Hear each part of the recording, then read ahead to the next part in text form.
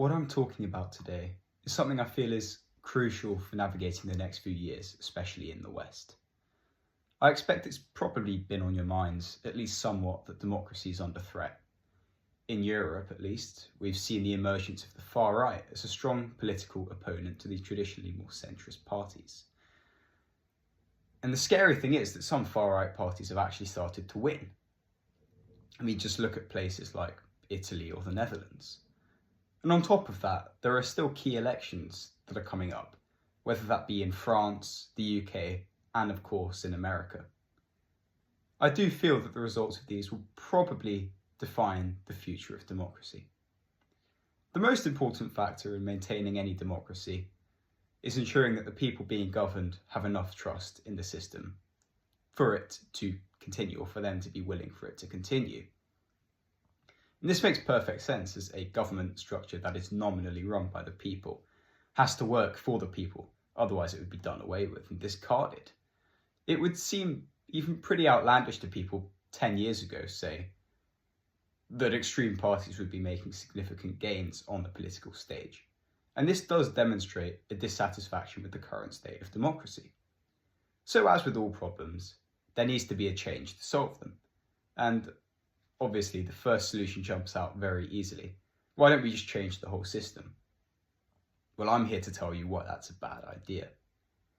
To me, it seems that a move away from democracy, at least to alternative forms of government, would be much more damning than sticking with a slightly broken system that is run by the people.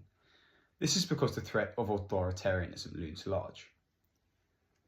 I know I wouldn't want to live in a police state where my every move was watched, and at the slightest fuck up, my entire life could be ruined. I also fear that technology has advanced far enough today to make it almost impossible for an authoritarian system of government to be thrown out of the country. So let's take a look at China, for example. They've got a system which consists of about an estimated 626 million CCTV cameras. That is absurd. It's been dubbed Skynet, by the way. And that's about one camera for every 2 citizens in the country. It's absolutely crazy. And what that shows you is the desperation with which authoritarian regimes cling to power. And with the government logging your communications to other people and practically knowing your position at all times, it becomes increasingly difficult to throw off the yoke of your government.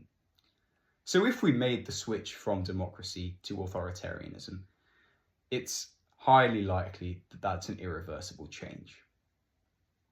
The great thing about democracy, of course, is that every few years your governments can change. And that's very useful. If your government can directly change and respond based on the needs of its population. And yeah, in theory, you can make good changes for the benefit of all using that system. If you've got a bad government, you just get rid of it in the next 4 years. And then good changes can be made for everybody. In an authoritarian system, needless to say, that's impossible.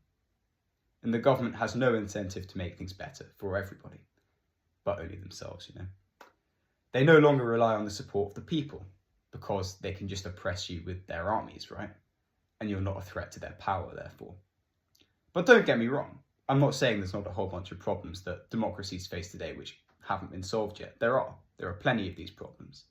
I mean, yeah, our economies are in the mud, inequality is on the rise, so is crime, and plenty of people are concerned about immigration.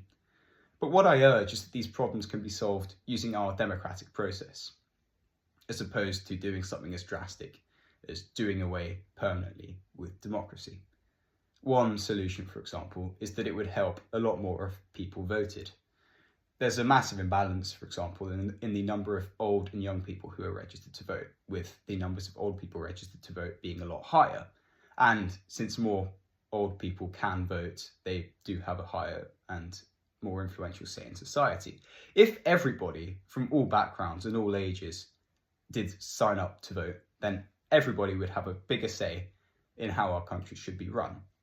And I think that that would really make a difference to making our countries better places to live.